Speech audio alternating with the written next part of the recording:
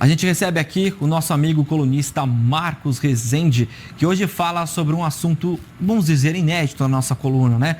Que é o consumo de peixe no Brasil. Um cardápio que muita gente usa na ceia, né, de Ano Novo e também até no almoço, né, Marcos? Bom dia. Bom dia, Pedro. Uma proteína ainda pouco consumida no Brasil, quando comparado em muitos países, mas que tem tudo para crescer, viu, Pedro? E olha, no Ano Novo também é uma boa ideia, porque o pessoal gosta de um porquinho, porque ele fuça para frente. Eu nunca vi peixe nadando para trás, viu, Pedro? Isso é verdade, né? O importante é a gente variar o cardápio. Achei excelente a analogia. Bom, ô Marcos, a virada de ano, muita gente prefere o suíno, né? Como você falou, por causa de uma lenda, né? Que ele vai fuçando para frente. Mas pensando nisso, o peixe também é uma grande alternativa. Conta pra gente como é que você tá vendo todo esse cenário, porque eu tenho até uns dados aqui, porque em relação à questão do consumo de peixes, porque o Brasil está entre os 15 maiores produtores do mundo, de acordo com a ONU.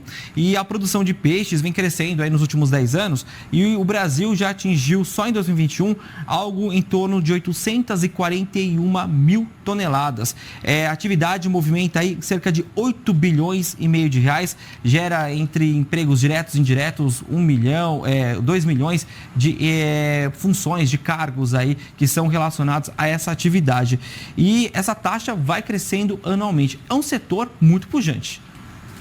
Pedro, mais uma joia do agronegócio brasileiro, né? Porque a gente sempre fala muito da bovinocultura, da avicultura, da suinocultura, mas a piscicultura ou a aquicultura, ou seja, a produção de animais e seres nas águas, que são os peixes, os camarões, ela é muito grande, vem crescendo a passos largos no Brasil, não somente, Pedro, em quantidade, mas também em qualidade e variedade de espécies. A gente que no passado criava somente a tilápia do Nilo, né? Hoje nós encontramos criações de camarões, nós encontramos criações de tambaqui, tambatinga, pirarucu, ou seja, diversos outros peixes com características distintas que permitem a criação nos mais diversos biomas. Inclusive, Pedro, tem gente estudando a criação de peixes indoor, ou seja, a criação de peixes em galpões como feitos com frangos e suínos.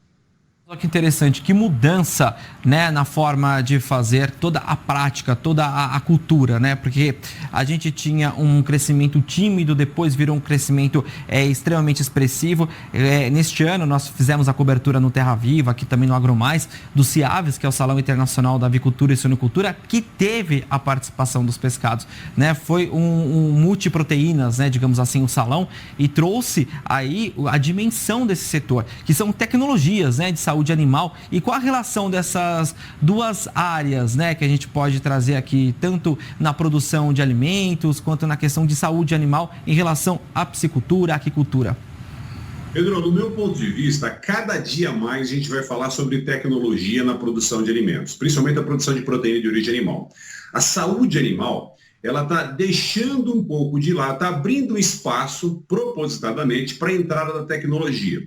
E a tecnologia está fazendo já, né, Pedro, a mensuração dos padrões de saúde dos animais, dos padrões metabólicos dos animais, para evitar que o animal fique doente e para que ele mantenha a sua produtividade máxima. Então, as tecnologias, que no caso dos peixes, aferem a qualidade da água, aferem a quantidade de animais, a quantidade microbiológica, a temperatura, tudo isso está sendo utilizado, Pedro, para permitir que nós maximizemos a produção dos animais. Isso é feito em avicultura, já é feito em larga escala, também na avicultura, na suinocultura e na bovinocultura.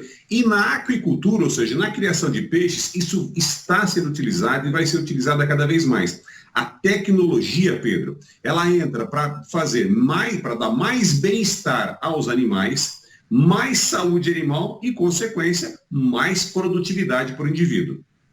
Olha, Marcos, sempre que a gente fala em produção de pescados, vem assim na nossa cabeça, né? Grandes áreas alagadas, regiões perto do mar. Mas você comentou, né, nos bastidores que há empresas trabalhando para desenvolver métodos de criação de pescados com menor uso de água.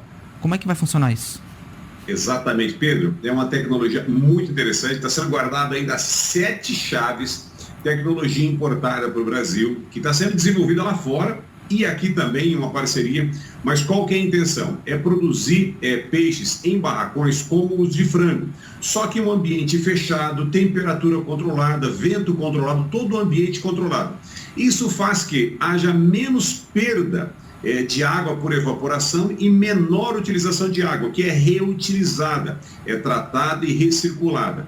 Isso vai permitir, Pedro, criação de peixes em diversos locais, mesmo locais que você não tem água abundante de rios, mas que tem um bom lençol freático. Isso está sendo utilizado, já está em teste, viu, Pedro? Com resultados excelentes, e acredito eu que em mais poucos anos a gente vai ter já produtos oriundos dessas criações de peixe indoor, que daqui a pouco vão batizar de algum nome interessante, a gente com certeza vai trazer aqui em primeira mão. Com certeza, até porque nós já estamos na fase da fazenda vertical, né? Que tem até um prédio aqui em Pinheiros, né? No bairro nobre aqui da capital paulista, que tem a produção de hortaliças, que usa um tipo de iluminação, né? Com cor de rosa, mais ou menos, que faz toda a parte de alimentação da planta, né? Adubo também que eles utilizam. É um processo completamente diferente. A gente vê isso já em prédios. Imagina agora na produção de peixes, você vê aí várias espécies podem ser criadas, quem sabe a gente traz aqui as informações, lógico, né, o Marcos trazendo em primeira mão, trazendo informação apurada sempre. Agora há pouco a gente fala sobre também saúde animal de peixes, como é que isso tem sido tratado? Tem vacinas, antibióticos, vermífugos para peixes também? Como é que é a aplicação? Como é que você traz para a gente desse setor que a gente fala pouco ainda, né, em relação à saúde animal, mas que deve ser explorado cada vez mais, ainda mais sabendo que temos aí um futuro tão brilhante a desbravar? Pedro, quando me falaram sobre vacinação de peixe, eu até enrolei, até baguncei meu cabelo, sabe? Os cabelos coçando a cabeça. Mas é verdade, Pedro. Os peixes, eles são vacinados um a um para diversas doenças, também para evitar algumas parasitoses antes de serem colocados para criação, para engorda. Então, a saúde dos peixes ela é tratada da mesma forma como é tratada a saúde dos frangos, a saúde dos suínos e dos bovinos. A diferença é o ambiente. Então, há necessidade de estruturas para que permita você retirar os peixes e fazer uma vacinação, fazer uma aplicação de antibióticos de maneira muito rápida. O antibiótico, em geral, sabe, eles são utilizados na água. Existem diversos produtos que são utilizados na água para evitar que os peixes fiquem doentes ou então para fazer um tratamento massal, ou seja, é o que a gente chama de quimioprofilaxia, ou então a metafilaxia, tudo isso é feito nesses animais. A vacinação, Pedro, é muito interessante porque existem máquinas de vacinar peixe. Os peixes, eles entram por um funil, uma espécie de uma calha, eles vão passando por ela e microagulhas vão vacinando esses animais. Algumas são feitas por pessoas muito bem treinadas, outras são feitas por máquinas absolutamente precisas que permitem que os peixes desenvolvam um sistema imune para determinadas doenças e se previnam, ou seja, não fiquem doentes contra daqueles patógenos para os quais eles foram vacinados. Ou seja, saúde animal, tecnologia, produtividade animal e um pouquinho de professor Pardal aí no meio, viu, Pedro? Porque a piscicultura está avançando a passos largos e esses inventores são muito bem-vindos. Aproveitando, né, a analogia que a gente fez no início, né, nadando, né, abraçadas, podemos dizer assim. E, de fato, a gente está vendo esse setor tão crescente, tão pujante e gerando muitos empregos, né? Há pouco falei sobre 1 milhão de empregos diretos, 2 milhões de empregos indiretos, dados aí que a gente tem da Peixe BR, que é a associação, digamos que é o guarda-chuva do setor, que traz aí novidades, né? Durante todo o ano a gente tem falado muito sobre isso. E dentro dessa piscicultura que a gente fala muito sobre as pessoas que estão assistindo a gente, que não são do campo, né, não são também do setor de piscicultura, estão em casa, que vão preparar a ceia até mesmo, ou o almoço de fim de ano, que mostra exatamente o que tem por trás de todo esse setor tão enriquecedor, tão importante para o nosso país. Inclusive, Marcos, a gente estava até conversando ontem, né, enquanto a gente estava costurando a pauta, sobre a produção até mesmo, que está avançando para pessoas que têm até uma certa alergia ou até mesmo uma intolerância ao comer pescados, né, ao comer produtos do mar, por exemplo, o camarão. Pedro, eu sou um desses casos, viu, Pedro? Eu sou alérgico a determinados camarões. Mas já pensou, até você comentou, já pensou de que a gente conseguir um peixe a 2-2, um camarão a 2-2?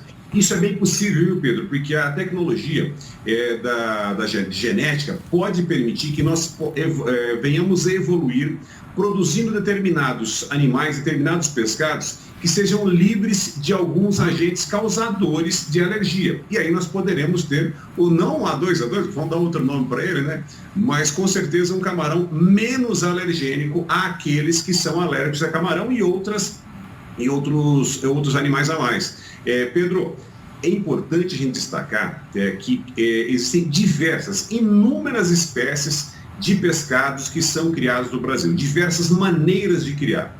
E a evolução, ela está vindo a passos largos, como você disse, vindo de braçadas. Então, além da maneira de produzir, que tem evoluído e permitido que se crie diversas espécies do Brasil inteiro, também a tecnologia está evoluindo, permitindo que a gente produza o alimento de acordo com aquilo que se deseja. Então, é a junção de nutrição, de saúde, de engenharia genética e de muito trabalho dessa turma que está à frente da aquicultura no Brasil e no mundo. Porque a aquicultura no Brasil, a piscicultura no Brasil, ela não anda sozinha, viu, Pedro? Ela está muito ligada ao que acontece em outros países na vanguarda da piscicultura. Então, a gente vai ver muita evolução nos próximos anos aí nesse setor. Com certeza. Só lembrando para você, assinante do AgroMais, temos até um programa especial destinado ao setor, que é aquicultura e piscicultura. Olha lá no YouTube do AgroMais, tem muita informação legal também sobre este tema.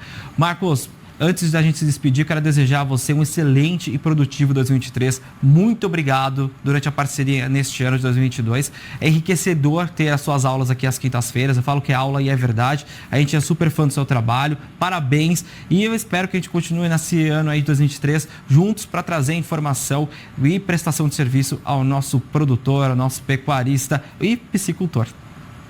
Assim seja, Pedro. Feliz 2023 para todos nós. Celebremos 2022 que passou, mas vamos trabalhar para o 2023 com muita saúde animal, muita produção animal e agora, Pedro, muita tecnologia também animal que está vindo por aí. Com certeza, um 2023 produtivo para todo mundo. Valeu, Marcos, um abraço para você e até ano que vem.